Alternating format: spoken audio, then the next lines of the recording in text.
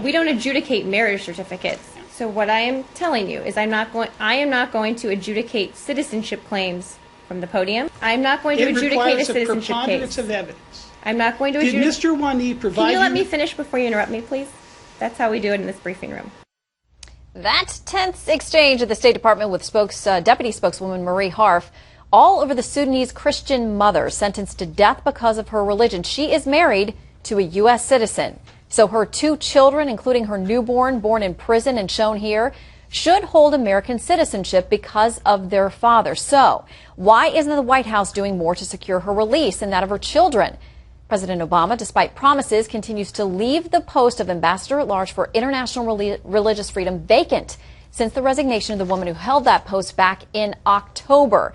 It's a post the State Department admits could be key in making a difference in cases like Miriam Ibrahim's, a point Harf acknowledged. Of course, they could help with it, but there are a number of people working on this very hard every single day. Is there any update on the No nomination? update on that. Okay. Syndicated columnist, Fox News contributor, and author of What Works, Cal Thomas joins us now to talk about it. Cal, always good to see you. Thank you, Shannon. Same here. All right, so we have a number of these cases. Miriam Ibrahim's is the one that's getting a lot of attention now, but we've got Saeed Abedini in Iran, Kenneth Bey in North Korea, and many, many others. And this key State Department post that would be a voice normally in these cases, we continue to ask the White House, the State Department, and we keep hearing it's coming, but it still remains vacant. Presidential power means a lot in these kinds of situations. I remember Jimmy Carter, to his great credit, put human rights front and center in his administration, and he was able to get the Baptist pastor Georgy Vins out of the Soviet Union. We had to trade 2 Soviet spies for him, but we managed to get him out. He was very consistent on this issue. President Obama has not been. I looked up this morning the Christian website called Open Doors, and they have a list of the top 11 countries that are persecuting Christians the most. Number 1, of course, as you might expect, would be North Korea, but the other 10 are all Arab Muslim nations. Now, I don't know, since the president's first year in office speech in Cairo, reaching out to the Muslim world, saying that he would even negotiate with Iran, and now there are reports today on the Washington Post where these negotiations over Iran's nuclear program might continue again. Why isn't he speaking out on this persecuted minority in the Arab world? It is a win-win for him. There's no downside to this. Well, and this post would be aimed at helping religious minorities around the globe, wherever they are and whatever groups that they are. If they're being persecuted, America then has a voice, this ambassador who then speaks out.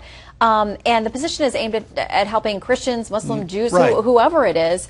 Do you think that this administration feels it's a very difficult balance to strike in picking this person and making sure that they can be pleasing to all religious ideas and factions? Is that possible? Well, I think it is, because freedom of thought and freedom of religion is something that is basic not only to the American way of life, but to much of the rest. We practice it here, the pluralism, the diversity. You go through neighborhoods, you see synagogues, you see churches of various denominations, you see mosques now, you see even atheist groups with their they have chaplains. Yeah, they have chaplains now. So I don't think there's a downside to this. But I think one of the problems, Shannon, is that especially the Christian community isn't united as our Jewish friends were during the attempts to get the refuseniks out of the Soviet Union. You had a group called the National Conference on Soviet Jewry that was very successful in keeping this issue front and center and pressuring various presidents to continue speaking on this. A president has sway. He has power.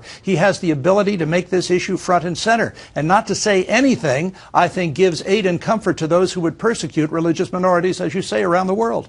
Well, and you mentioned Iran and the fact that there are discussions that we're going back into talks with them over their nuclear program. I know that the wife of Pastor Saeed Abedini, who's been held there, he's been beaten, he's been tortured. We have questions about his medical care. He is a U.S. citizen being held by Iran. She and the family were crushed. I mean, she has tried to approach the president, approach the Secretary of State with her own letters, with her own pleas, trying to get face-to-face with them. I know they were devastated that when the last deal with Iran was made, that this gentleman was never part of the discussion. Apparently, we were told after the fact, no, his name didn't come up. I don't see what the upside of this is. What do we gain as a country by not speaking out in favor of these things? I mean, you go back to biblical times. You look at Paul the Apostle, who was about to be flogged by a Roman centurion, and he said, "Is it right for you to flog a Roman citizen?" All of a sudden said, way, I didn't know you were a Roman citizen, and he didn't get flogged. I think speaking out with power on these things and with conviction does make a difference. You've got this pastor in Iran that has been beaten and been imprisoned. You've got this latest situation in North Korea where a Bible-carrying, apparently a pastor, has been detained now. The United States has moral power in the world. We have greater moral power sometimes than military power. And if we won't use that moral power, then we cede the immoral power to our enemies. And there are plenty of them. Plenty of them. Cal Thomas, always good to see you. Thank you, and all Shannon. the best with the book, too. Thank you very much.